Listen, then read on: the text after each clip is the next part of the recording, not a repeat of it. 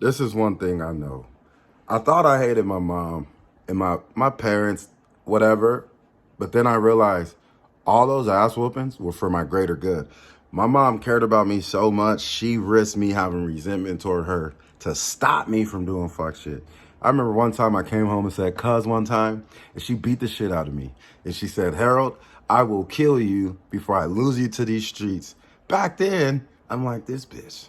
She whooped the shit out of me, and why is she doing me like this? Now I'm 37, and I'm looking at the people that grew up with me, my cousins, friends. Some of them are dead, some of them are in jail, some of them are on drugs, addicted. Some of them are bum ass niggas, 8 babies by 8 different baby mamas, child support, and all that shit. And I just sit back and I realize that I wouldn't really be where I am today without Alberta Louise Williams. Like, Pops was around, like, Pops was there, like, 40 to 60% of the time, between 40 and 60. I wasn't without a dad. Pops taught me a lot of shit. Pops was there financially. Pops gave me a lot of life lessons that I'm learning, that I'm picking up right now and I'm figuring out right now.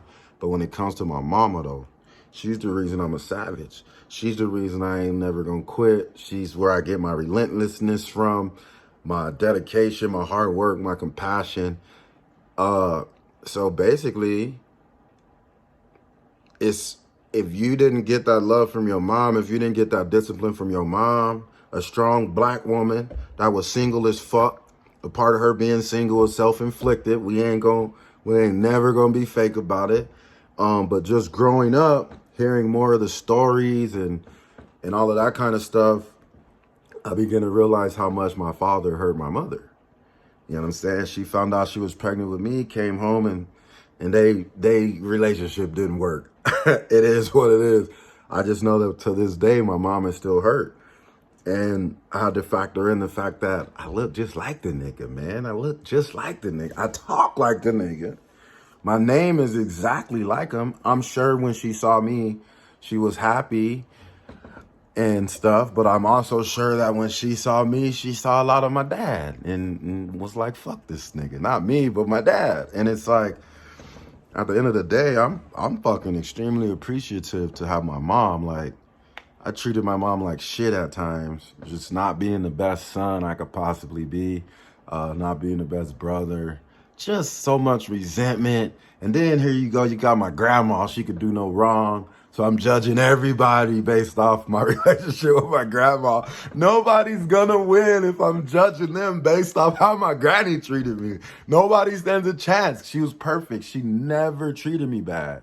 Like, she treated me like royalty. So that ain't coming from nobody else. She that was her special way of connecting with her bubblehead boy.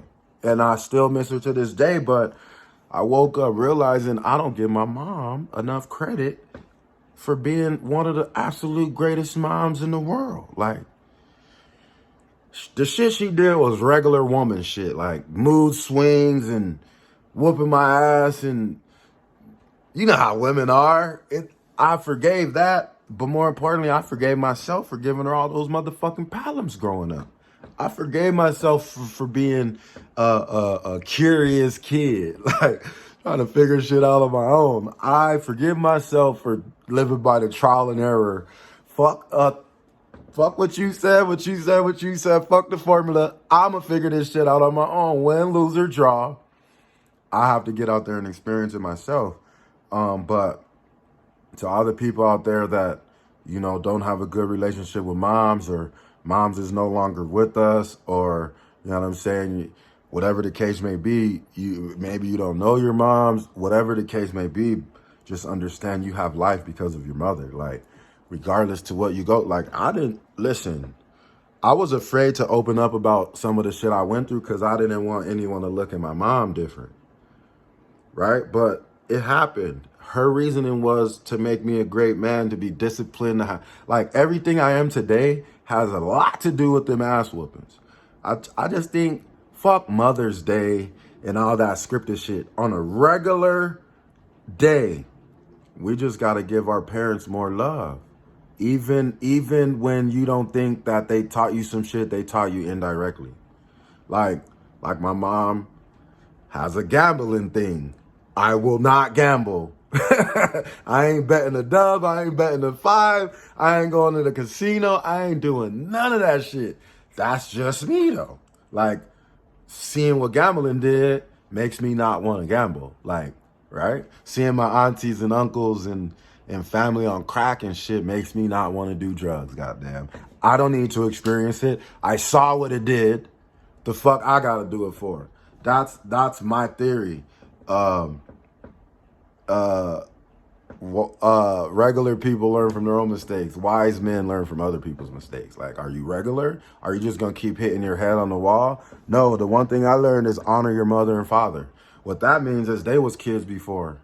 What that means is they have trauma. They went through some shit. They've been hurt. They probably been broken. They've been through traumatic shit just like you. And here you are not even understanding your parents were like a whole adult before you was born.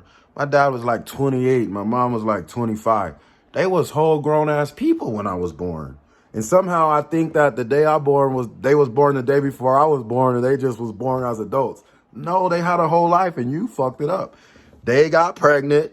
You fucked it up by coming here, being sick, 7 months early, colostomy bags, emergency surgeries. My mom stayed down. To this day, in August, I got bumped up by the police. And me, if anybody knows me, we all know that the police to me is like a little fucking gnat. Bzzz. I do not like the police in general. There's probably some great humans that just happen to be police officers. Not talking about them. Y'all know who I'm talking about. And for that reason, I don't fuck with the police. I don't be nervous around them. I know that what they're telling me is bullshit. I'm a young black dude and I make more money than most of them. And my car is better than most of them. My wife is more better than most of their wives. I'm more handsome than most of them. My house is bigger than most of them. I got muscles and shit. Like, I have a lot of shit going for myself. So if I was a bum-ass police officer making $48,000 a year, risking my life every single day, I'd have a fucking attitude too. I see this young fucking punk, this young black dude driving his $100,000 car. Ah! I only paid $35 for it. Ah! And they can't catch up. And they wish they had the car. They want to be in the big-ass engine. They want to set off all the alarms under the parking structure. But they chose to be police. I'm not the police. I don't want to be the police because it ain't my fucking job to make a mistake and arrest somebody who ain't guilty. It ain't my job to accidentally kill somebody who wasn't armed. How the fuck would I live with myself? Back to my mom. This has a lot to do with what she taught me. You don't mistreat people.